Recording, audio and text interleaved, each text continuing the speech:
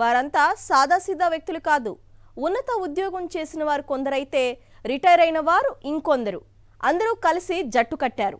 Money కోసం master sketch వేశారు. చేతికి మట్టి అంటకుండా బ్యాంకు నుంచి కోట్లు కొట్టేశారు. పథకం ప్రకారం అంతా అయిపోయింది అనుకున్నారు. కానీ చివర్లో కథ అడ్డం తిరిగింది. సీన్ కట్ చేస్తే ఇప్పుడు ఊచలు లెక్క పెడుతున్నారు. ఇంతకీ వారు చేసిన ఆ మాస్టర్ స్కెచ్ ఏంటి? ఎలా దొరికిపోయారు? Watch the story. Cheating gang భరతం పట్టిన గుంటూరు పోలీసులు. రైతు నుంచి పట్టాదారు పాసు పుస్తకం వరకు అంతా నకిలీయే. ఫేక్ డాక్యుమెంట్స్ సృష్టించి లోన్ల పేరుతో 5 కోట్లు కాజేసిన మోసగాళ్లు. నిందితుల్లో టీచర్లు, తహసీల్దార్లు, బ్యాంకు సిబ్బంది. ముఖాలకు ముసుగులేసుకుని పోలీసుల వెనకాల నిలుచున్న వీరంతా మొక్కకు అంటుకట్టినట్టుగా ఒక పద్ధతి ప్రకారం నేరం చేశారు. వీరంతా సమాజంలో సాదాసీదా వ్యక్తులు కాదు. అందరూ పలుకుబడి కలిగిన వారే.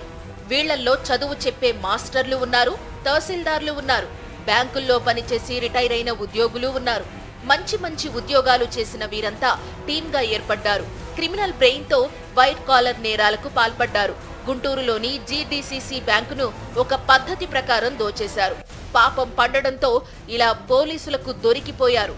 వీరు నేరం చేసిన తీరు చూస్తే ఎవరికైనా ఔరా అనిపించక తప్పదు.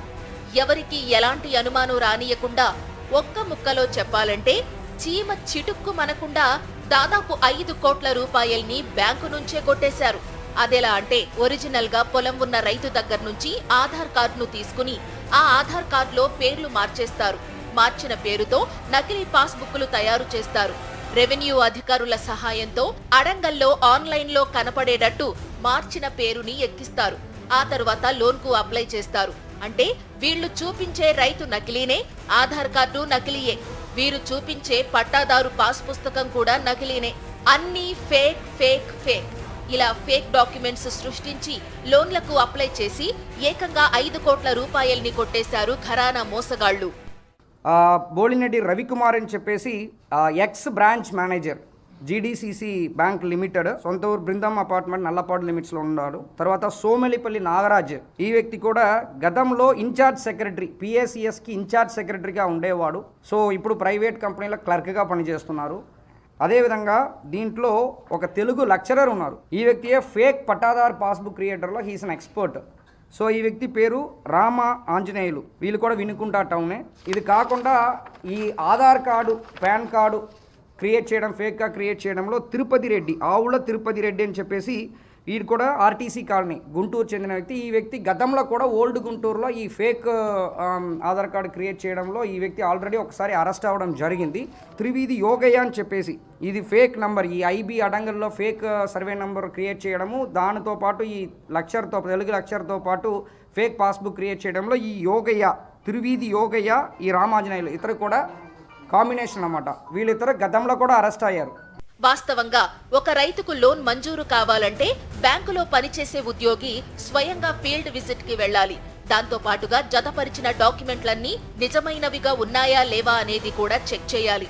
కానీ అధికారులంతా వీళ్ల మనుషులే కావడంతో ఆ చెకింగ్లు, వెరిఫికేషన్లు ఏమీ ఉండవు. వెంటనే లోన్ మంజూరు కోసం గుంటూరులోని జీడీసీసీ బ్యాంకు కేంద్ర కార్యాలయానికి పంపిస్తారు. కేంద్ర కార్యాలయం కూడా లోన్ మంజూరు చేస్తుంది. లోన్ మంజూరు కాగానే ఆన్లైన్లో మీరు ఎక్కించిన వాటన్నిటినీ రెవెన్యూ అధికారుల సహాయంతో తొలగించేస్తారు. చేతికి మట్టంటకుండా తాము చేసిన తప్పులకు ఎక్కడా ఆధారాలు లేకుండా లోన్ ఎత్తేస్తారు. ఇది ఈ మాయగాళ్ల పని. ఇలా దాదాపు 5 కోట్ల వరకు మెక్కేశారని పోలీసుల విచారణలో తేలింది. ఈ ధైర్యం ఎక్కడి నుంచి వస్తుంది, ఎలాగ చేయగలుగుతున్నారంటే ఫార్మర్ లోను సమ్ టైమ్స్ తర్వాత ఫార్మర్ లోని వేవ్ చేసేస్తారు. కాబట్టి ఇది మళ్ళీ దీని గురించిన ఇష్యూ రావడానికి నా స్కోప్ తక్కువైన ఒక ధైర్యంతో పాటు ఇదిని ధైర్యంగా చేస్తుంటారు. ఒకసారి లోన్ శాంక్షన్ అయిన తర్వాత ఆ వెబ్లాండ్ నుంచి ఆ ఫేక్ సర్వే నెంబర్ని కూడా తీసేస్తారు. కాకపోతే అక్కడ వెళ్ళి వెబ్లాండ్లో చెక్ చేసినప్పుడు అడిషన్, డెలీషన్ అనేది ఖచ్చితంగా ఉంటాయి. అక్కడ కంప్లీట్గా రిమూవ్ చేయలేరు డేటాని. సో ఇదన్నీ ఒక ఇన్వెస్టిగేషన్ భాగంగా మనము ఇన్వెస్టిగేట్ చేస్తూ ఒక 11 మెంబర్స్ని మనం ఇమీడియట్గా అరెస్ట్ చేయడం జరిగింది. దశాబ్ద కాలంగా ప్రతిపాడు జీడీసీసీ బ్యాంకు బ్రాంచ్పై అనేక ఆరోపణలున్నాయి. ప్రాథమిక సహకార సంఘం సెక్రటరీ పైన ఆరోపణలు వచ్చాయి. ఈ ఇద్దరు ఈ వైట్ నేరగాళ్లతో చేతులు కలిపి బ్యాంకు సొమ్మును ఎత్తేశారని పోలీసులు చెప్తున్నారు. కేవలం ఒక రైతు ఇచ్చిన కంప్లైంట్ తో మొత్తం డొంకంతా కదిలిందని చెప్తున్నారు. ఇంకా దాదాపు 20కి పైగా కేసులు విచారించాల్సి ఉందంటున్నారు పోలీసులు. ఎవరు ప్రైవేట్గా ఇలాంటి అమౌంట్ని డైవర్ట్ చేస్తున్నారో వాళ్ళు, ఎవరు ఆధార్ కార్డు పాన్ కార్డు ఫేక్గా క్రియేట్ చేస్తున్నారో వాళ్ళు, ఎవరు ఫేక్ పట్టాదారు పాస్బుక్ ఫేక్గా క్రియేట్ చేస్తున్నారో వాళ్ళు అందరికీ కూడా ఇది ఒక వార్నింగ్. ఎవరు సిఇఓ పిఎస్సిస్ దీంట్లో అఫెన్స్లో ఇన్వాల్వ్ అయ్యారో వాళ్ళే కంప్లైంట్ ఇచ్చారు. ఓకే, సో కేసు నిలబడదు, ఛాన్సెస్ తక్కువ. అందుకే ఈ కేసు మనం ప్రాపర్గా తీసుకొని దానికి స్ట్రక్చర్ ఇచ్చి ఇంత కష్టపడాం. బికాస్ ప్రతిరోజు మన పోలీసులో ఏదో ఒక ప్రాబ్లమ్స్ ఛాలెంజెస్ ఉంటుంటే ఉంటాయి. కానీ ఇలాంటి కేసెస్ని ఛాలెంజింగ్గా తీసుకొని క్వాలిటీ కేసు ప్రజెంట్ చేసినప్పుడు దాంట్లో ఒక సంతోషం డిఫరెంట్. దానికనే ఈ కేసుని కొన్ని సీరియస్గా తీసుకొని ఇది చేస్తామన్నమాట. Sir, I very proud of my team and proud of Guntur police. ఈ కేసును పోలీసులు అత్యంత ప్రతిష్టాత్మకంగా తీసుకుని విచారించారు. తప్పు చేసిన వారు ఎంత పెద్దవారైనా సరే జైలుకు వెళ్లక తప్పదనే సంకేతాలు ఇచ్చారు. ఇన్నాళ్లు సమాజంలో పేరున్న వ్యక్తులుగా చలామణి అయిన వీరంతా ఒక్కసారిగా జైలుకు వెళ్లడం స్థానికంగా చర్చనీయాంశంగా మారింది.